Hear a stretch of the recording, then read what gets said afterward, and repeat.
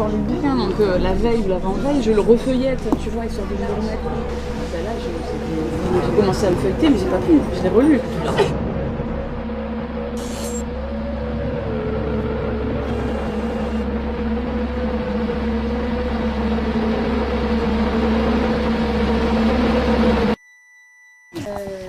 Moi, je suis particulièrement très heureuse de recevoir Catherine ce soir.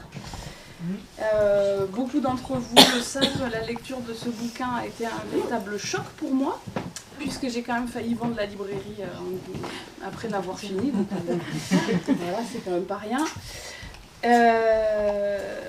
Curieusement, j'ai eu énormément de mal à passer le livre à mes chers collègues parce que je voulais absolument le garder que pour moi. Voilà, il m'a fallu un certain temps pour arriver à le prêter et puis voilà, je l'ai prêté, puis on l'a tout adoré.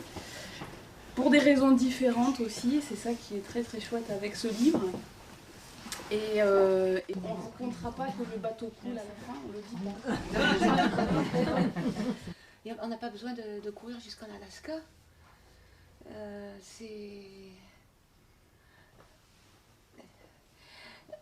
Je suis étonnée comme ma vie intéresse les gens tout d'un coup.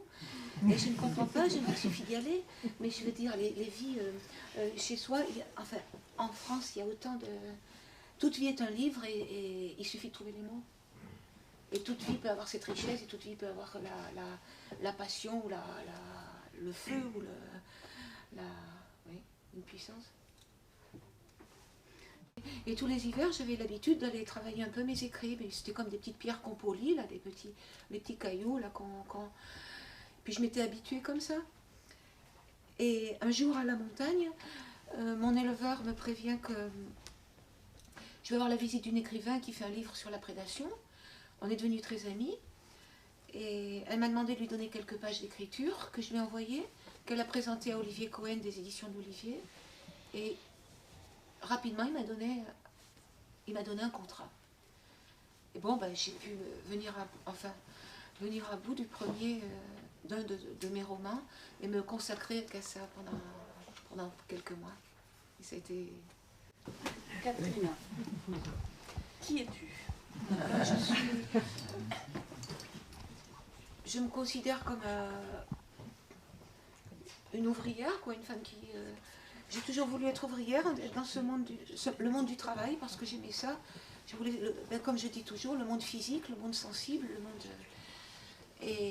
Et à côté, j'aimais écrire. J'ai commencé à voyager très jeune parce que j'étais attirée par l'ailleurs, puis je voulais découvrir. À 20 ans, on me disait, qu'est-ce que tu fuis? Mais je disais, je fuis rien, je veux aller voir, c'est tout. Une femme m'avait dit, lorsque je suis partie en Asie pour la première fois, j'avais 20 ans, et une femme m'écrit une lettre très moralisatrice, en me disant, Dieu t'a planté sur cette terre en France, et tu dois pousser en France. À quoi je lui ai répondu, il m'a planté sur cette terre, et puis j'ai envie de la voir. Et c'était une curiosité d'aller voir. Enfant, j'aimais monter en haut des poteaux télégraphiques et aller sur les toits, parce que c'était toujours aller voir, je partais toujours, il fallait toujours que j'ai dans ma poche un petit canif de poche et puis une boîte d'allumettes, au cas où je serais tombée dans une grotte préhistorique en allant en classe. Je me disais, un jour je serai aventurière, c'était juste un désir. Et donc, mais j'aimais écrire aussi, mais écrire juste sans vivre, c'était pas possible. Donc j'ai bricolé, j'ai beaucoup voyagé, j'ai fait énormément de métiers parce que c'est ça qui était intéressant aussi dans Route, de trouver ça. Et voilà.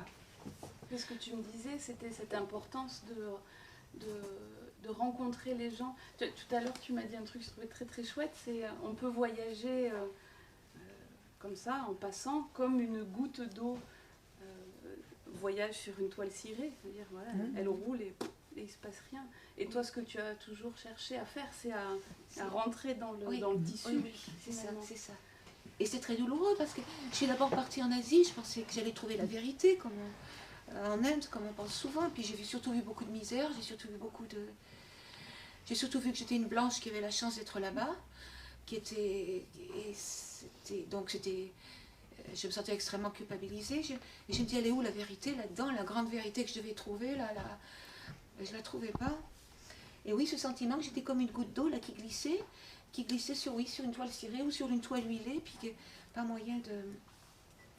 Et c'est des années plus tard, quand j'ai découvert l'Amérique du Nord, que j'ai découvert le bonheur de pouvoir s'intégrer aux gens et de pouvoir travailler et de par le travail justement entrer dans la vie des gens.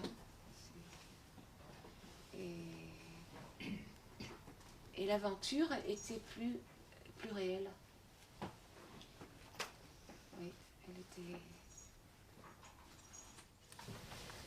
Il faudrait toujours être en route pour l'Alaska. Mais y arriver à quoi bon? J'ai fait mon sac. C'est la nuit. Un jour je quitte Manosque les plateaux, Manosque les couteaux. C'est février, les bars ne désemplissent pas, la fumée, la bière. Je pars, le bout du monde. Sur la grande bleue, vers le cristal et le péril, je pars. Je ne veux plus mourir d'ennui, de bière, d'une balle perdue, de malheur. Je pars. Tu es folle. Il se moque toujours. Toute seule sur des bateaux avec des hordes d'hommes, tu es folle, il rit. Riez, riez, buvez, défoncez-vous. Mourrez si vous voulez, pas moi. Je pars pêcher en Alaska. Salut. Je suis partie. Je vais traverser le grand pays. À New York, j'ai envie de pleurer. Je pleure dans mon café au lait, puis je sors. Il est très tôt encore. Je marche le long de grandes avenues désertes. Le ciel est très haut, très clair entre les tours qui s'élèvent comme des folles. L'air est cru. Des petits stands de caravanes vendent du café et des gâteaux. Assise sur un banc, en face d'un building qui miroite, enflammé par le soleil levant, je vois le grand café insipide avec un muffin énorme, petite éponge douceâtre. Et doucement la joie revient, une légèreté diffuse dans les jambes, le désir de se relever, la curiosité d'aller voir au coin. D'aller voir, au coin de la rue, et puis derrière jusqu'au suivant. Et je me lève et je marche, la ville s'éveille. Les gens paraissent, le vertige commence. Je m'enfonce dans le vertige jusqu'à l'épuisement. Je prends le car. Un car Greyhound avec un lévrier dessus. Je paye $100 pour tracer la route d'un océan à l'autre. On quitte la ville. J'ai acheté des biscuits et des pommes. Enfoncé dans mon siège, je regarde les highways multiples, les flots du périphérique qui se croisent, se séparent, se rejoignent, s'entrecroisent et se perdent. Parce que cela me donne mal au cœur, je mange un biscuit. J'ai un petit sac de l'armée du salut pour tout bagage. Je l'ai brodé et recouvert d'étoffes précieuses avant de partir. On m'a donné un anorak couleur ciel d'un bleu d'étain. Je le recoue tout au long du voyage. Les plumes volaient autour de moi comme des nuages. Où allez-vous, me demande-t-on? En Alaska? Et pourquoi faire? Je vais pêcher. Vous l'avez déjà fait? Non. Vous connaissez quelqu'un? Non. God bless you. God bless you, God bless you, God bless you. Merci, je réponds, merci beaucoup. Je suis contente. Je pars pêcher en Alaska. On aurait presque envie que tu nous lises le livre. Lily, il m'a semblé un peu être une Candide au pays, au grand pays des marins.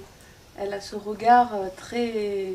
Elle connaît pas, alors elle veut vraiment, elle a cette volonté assez étonnante, cette obsession d'aller pêcher. Et elle arrive dans ce monde qu'elle connaît pas du tout. Et elle va aller droit à l'apprentissage, en fait. C'est vraiment... Oui. Est-ce que finalement c'est un peu une sorte de roman d'apprentissage de la vie? Oui, oui, pour moi c'est un roman de l'apprentissage. Et c'est vrai que j'ai beaucoup hésité donc à mettre Lily là-dedans parce que je voulais pas parler. Je me dis, parce qu'on lit bien dans le 4e de couverture que c'est un peu moi, quoi. Alors ça m'embêtait, je me dis quand même, on parle de soi, c'est embêtant. Et puis donc j'essaie de parler, de trouver une histoire, mais sans parler de moi. Et pour finir, je me suis dit, j'ai besoin de cette Lily parce que c'est le petit fil directeur. Et justement, avec son regard de petite française et d'étrangère et un peu candide, ça fait révélateur. Et je me suis rendu compte que c'était important, donc justement, pour parler de tout ce monde et présenter tout cet univers. Oui. Et oui, c'est un apprentissage, oui, et après, dans les autres, viendra l'âge adulte. Pour moi, c'est l'enfance de quelque chose, même si c'est pas un enfant. Et j'ai pas parlé d'âge dans cette histoire parce que je trouve que ça aurait tout gâché. Je veux dire, quand on part quelque part et qu'on laisse tout derrière, de toute façon, on n'a pas d'âge. Et c'est un monde, justement, l'Alaska, où justement, on n'est pas dans l'apparence. Et donc ça, il ne faut surtout pas déjà mettre des étiquettes. Je me suis souvent posé la question aussi, je me dis, est-ce que l'apprentissage, quand on est dans ce monde, dans le monde physique et dans ce monde... est-ce qu'il faut toujours que ça passe par le couteau? Est-ce qu'il faut toujours que ça passe par le sang? Et c'est une grosse question que j'avais. Et c'est pour ça que j'ai essayé de parler de ces tueries avec comme qu'elles soient assez violentes et puis que ce soit une question. Le bonheur de découvrir d'embarquer, de découvrir cette vie en mer, cette vie ensemble avec ces hommes, et puis à côté l'autre, la réalité brute et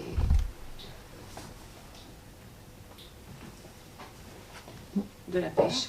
Mais les pêches au flétan, ça n'a pas changé. C'est toujours ces ventres que l'on pourfend, le crissement là, du couteau lorsqu'il traverse la chair, et tu sens plein les cheveux, plein le visage, et plein sur les lèvres, le goût sur les... Quand on passe sa langue sur les lèvres, qu'on a soif, le goût du sang et du sel. Et dans les profondeurs du Pacifique, il peut devenir absolument énorme. Il peut peser jusqu'à... Nous, on en a pris parfois qui pesaient jusqu'à 200 kilos. Ah oui. Parce que lorsqu'on est matelot, on est payé, matelot pêcheur, on est payé à la part. Donc on participe, on doit payer les frais de gasoil, les frais de nourriture, les frais pour la perte de matériel. Et donc, s'il y a une amende, on la participe aussi. Et parfois, il arrive sur certains bateaux, pour certaines pêches, que l'on doive de l'argent au bateau après la pêche, en ayant travaillé comme un malade. Mais parfois, on récupère le matériel. Et parfois, on arrive à le retrouver, oui. Mais et je trouvais ça intéressant quand même d'être payé à la part, parce que ça veut dire on se risque, quoi. Voilà, et ben, tant pis, on n'est pas payé à l'heure, on n'est pas payé on n'a pas de sécurité. Et d'autant plus, il faut se donner à fond. On fait partie d'un pari. Je parle beaucoup de la vie et de la mort, parce qu'il faut retrouver une vie, il faut... Beaucoup de ces personnages ont envie d'affronter leur mort, justement pour faire un tout avec leur vie. Et donc c'est violent aussi, c'est un tout. Et le monde de l'océan est violent, avec les éléments, avec le... Et pourquoi c'est vrai que ce monde est édulcoré, pas envie de le connaître, envie du monde réel, du monde physique, mais le monde physique est cruel, enfin, et pas cruel, et la nature est sauvage. Et les rapports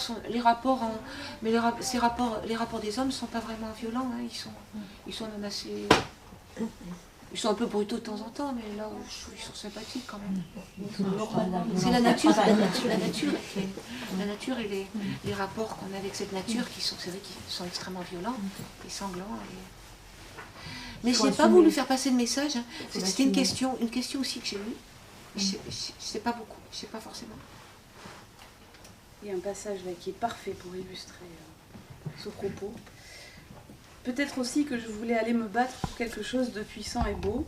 Je continue en suivant des yeux l'oiseau, risquer de perdre la vie, mais au moins la trouver avant. Et puis je rêvais d'aller au bout du monde, trouver sa limite là où ça s'arrête. Et après, quand je suis au bout, je saute. Et après je m'envole. Tu t'envoles jamais, tu meurs. Je meurs, c'est d'ailleurs ce qui peut arriver ici, et plus vite que tu ne crois, ce n'est pas un pays facile. C'est exactement ça. Oui, c'est ça. La mort, ça n'a plus d'importance. C'est aller au bout, aller voir. Peut-être que je saute. On verra. Mais heureusement qu'elle n'y arrive jamais à Point Barrow, parce que c'est le point qui doit... Alors on saute, ou alors ça sera fini, quoi. C'est le point que...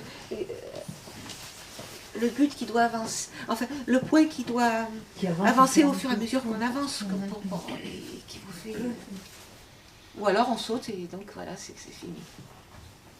Il faut toujours faire ses preuves. Rien n'est jamais donné comme ça.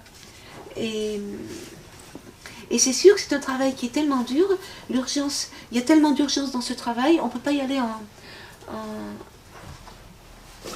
en touriste ou pour expérimenter quelque chose. Et donc il faut passer par cette école, c'est un apprentissage, donc on est payé demi-part et puis c'est normal. Et si on est bon, ben on gagnera plus la prochaine fois. Et si on n'est pas bon, ou si on n'est pas bon, on ne sera pas repris. Ou alors on sera payé une misère parce qu'on trouve vraiment personne d'autre. Et on sera vraiment maltraité. Et est-ce qu'en tant que femme, il faut d'autant plus faire ses preuves ou est-ce que la mère rééquilibre les choses et met à égalité ou... Pas trop le sentiment qu'on a quand même. Dans ce monde, on a toujours l'impression qu'en tant que femme, il faut faire plus. Et je pense qu'il faut faire plus jusqu'au moment où on va arriver à montrer aux autres qu'on peut être complémentaire. Parce qu'on n'aura pas la même force physique, évidemment, mais on a une résistance qui est autre. On a une agilité qui peut être très très utile aussi. Et donc il faut mais c'est vrai qu'au début, on entre... Mais c'est normal quand on entre dans un univers qui n'est pas le vôtre, c'est un univers d'hommes. Et c'est aussi par respect pour ces hommes, parce qu'on parle toujours du respect de la femme, mais ces hommes, ils sont peut-être aussi contents d'être un peu entre eux, là, on leur fiche la paix. Ah, ils peuvent plus pisser tranquillement par-dessus. Oui, mais il y en a beaucoup qui n'ont pas de femmes, parce qu'il y a très peu de femmes. C'est peut-être dérangeant aussi, une femme qui arrive sur le bateau, déjà ça va leur faire envie peut-être d'un bonheur qu'ils n'ont pas, ou d'une conjointe qui n'ont pas, qui n'auront peut-être jamais. Donc il faut aussi voir ça. Et puis le travail, il faut que ce soit quelqu'un vraiment qui fasse bien le travail, parce que le travail est tellement dur, autrement c'est eux qui devront le faire, quoi. Et puis aussi pour le danger, ça sera dangereux, quelqu'un qui ne sait pas faire. Donc c'est normal d'être... Et la femme aussi, donc, va devoir ça sera sans doute plus difficile pour elle. Mais après, ça sera une satisfaction encore, bien sûr, bien plus grande. Se dire, j'ai été acceptée. J'ai trouvé ma place et je suis complémentaire. Je veux dire, on peut faire les choses ensemble, c'est extraordinaire. Mais ça ne peut pas venir tout seul. Hein. C'est... Une femme qui pêche va se fatiguer autant qu'un homme, mais il va lui falloir trouver une autre manière de faire ce que les hommes font avec la seule force de leur biscotto, sans forcément réfléchir, tourner ça différemment, faire davantage marcher son cerveau. J'ai toujours dit que les femmes, ça faisait plus marcher leur cerveau. Quand l'homme sera brûlé de fatigue, elle sera encore capable de tenir longtemps et de penser surtout. Bien obligée. Et je peux te dire que j'ai connu de ces femmes, pas plus épaisses que ça, mener tout un équipage de gros durs, des pêcheurs de crabes et à la baguette. Il n'y en avait pas un qui bronchait, d'abord parce qu'elles étaient bonnes, des putains de skippers, et il faut voir comment elles étaient respectées. Ces chargements qu'elles rapportaient, les mecs se seraient battus pour embarquer sur de tels bateaux. Finalement, elles arrivent à faire leur place. Et je sais qu'en France, il y a très peu de femmes pêcheurs, mais en Alaska, il y en a, et il y en a pas mal. Je pense qu'aussi c'est parce que c'est un pays aussi qui est beaucoup plus jeune et les pionniers sont arrivés au moment de l'arrivée vers l'or. Donc les femmes comme les hommes, ils n'avaient rien à perdre. Il fut la crise de 29. On recommençait tout et donc ça leur a donné quand même ce passé qui est proche. Et les femmes participent aussi bien davantage que chez nous. Et j'ai pêché... avec une femme, elle était skipper, elle avait été skipper toute sa vie, et elle m'a raconté qu'au début, elle ne voulait qu'un équipage de femmes. Et puis elle disait, je suis près de la retraite, maintenant j'en ai plus rien à faire. C'est pareil. J'ai prouvé ce que je voulais, j'ai plus rien à prouver. Et il y a des bons partout et des mauvais partout, et c'est ce qui compte. Ça c'est sûr. Alors justement, tu parlais des bars, il y a une partie qui est quand même très importante dans ce livre, c'est le fait d'aller repeindre la ville en rouge, qui a une expression assez magnifique. Oui. repeindre la ville en rouge, pour ceux qui n'ont pas vu, c'est aller s'arsouiller, on va dire, même au-delà. Oui, c'est après. Bah d'abord les bars, d'abord quand il y a eu sur le bateau une telle, on a tellement forcé son corps, il y a un tel travail, une telle discipline, parce que la discipline est extrême. Parfois c'est un peu comme l'armée, le bateau, et c'est obligé. Il faut que chacun se donne à fond, et puis on n'a pas le droit de... Il faut s'oublier un peu, il faut s'oublier soi-même, quoi. Sa fatigue, sa douleur, ça n'a aucune importance. Mais alors quand on rentre en ville, eh ben, qu'est-ce qu'on a soif. Et puis ces bars, c'est des lumières dans la nuit, là, c'est rouge, et puis c'est chaleureux, puis on va retrouver la famille, parce que la plupart n'ont pas de famille. Et donc il y a d'abord ce bonheur de retrouver les autres, de se donner l'accolade, de se prendre dans les bras, de dire « Ah, here you go, here you are ». Et puis après, du premier coup à boire, qui est comme une... Lorsque le corps est fatigué, c'est un délassement total, Et après, cette tension, tout d'un coup, qu'on peut lâcher. Donc se lâcher, c'est extraordinaire.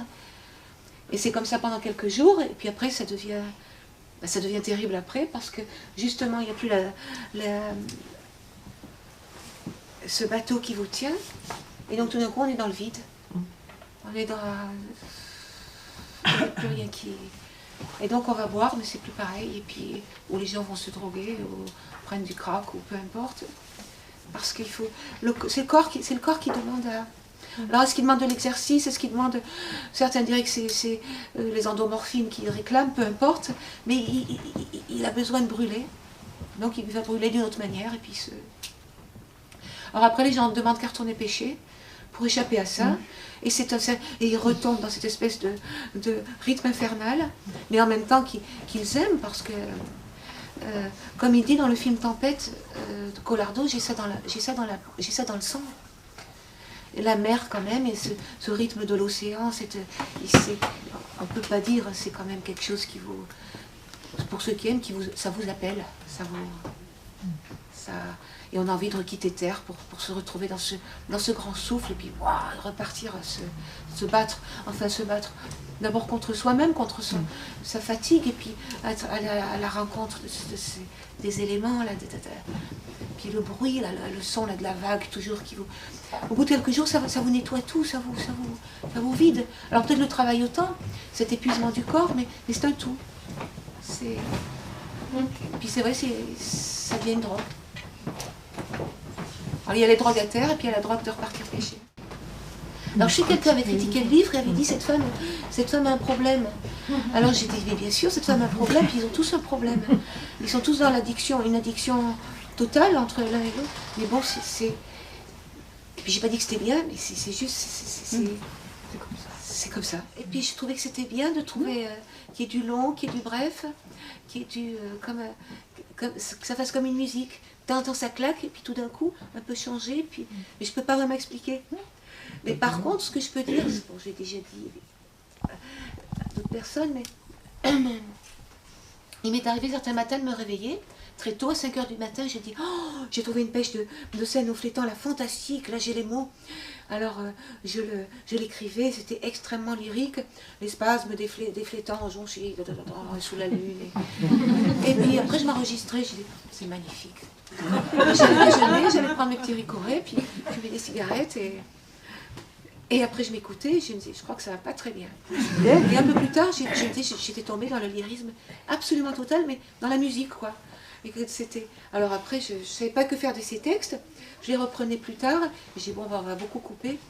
Mais c'est vrai que de temps en temps, j'étais comme... Mais c'est marrant, c'est amusant, ce sont des choses, c'est pas forcément réfléchi. Et tout d'un coup, si l'écriture, non, ça doit être comme ça, tac, tac, tac, tac, tac, tout d'un coup. Puis, et tout d'un coup, on se dit, ah, je crois que là, ça fonctionne. Mais... Pour moi, on rentre complètement dans votre monde, quoi. C'est ça que j'appelle de la fascination aussi. Alors, à la fois, on peut voir aussi, mais on peut sentir. C'est ça qui est très troublant. D'être happé par un livre comme ça, tout de suite. Alors que moi, c'était improbable que je sois intéressée par la pêche, quoi. Ah mon Geneviève, tu veux pas te lancer dans la pêche? Et alors je voulais juste revenir sur l'expression peindre la ville en rouge. C'est une expression. Moi j'imaginais vraiment vomir. Ah oui, c'est ce qu'on Ah, moi c'était plutôt mettre le feu. Moi je voyais vomir. Il parle du sang comme le sang. Rendre des choses sanglantes comme lorsqu'on pêche et je sais pas. Mais cette couleur rouge, c'est la couleur du feu, du sang et du. Et quand on a vu les yeux sont injectés de sang aussi. Ouais, couleur de la vie. Est-ce que vous allez vous consacrer uniquement à l'écriture ou est-ce que vous allez continuer Je veux continuer à travailler parce que si je travaille pas, je vais être perdue parce que déjà quand je devais C'est pas du écrire, là, travail, ça des fois je peux. Oui, mais des fois, mais j'ai besoin de dépenser physiquement. Alors des fois, je me mettais à pleurer là devant l'ordi. Je dis mais j'ai envie d'aller dehors, j'ai envie d'aller dehors. Et j'ai dit non, tu vas pas, tu finis ça, tiens ce soir. Et tout d'un coup, je sortais comme une folle. J'allais casser du bois ou j'allais retourner le jardin et puis après je pouvais revenir. Mais ce corps quand même, il a toujours travaillé physiquement, il a couru. Je peux pas tout d'un coup lui dire bon bah je veux que ça reste. Je veux parler du physique toujours, de ce monde physique. Donc si je le ressens plus, ce serait pas pareil. Je peux pas vivre que sur des souvenirs d'eux.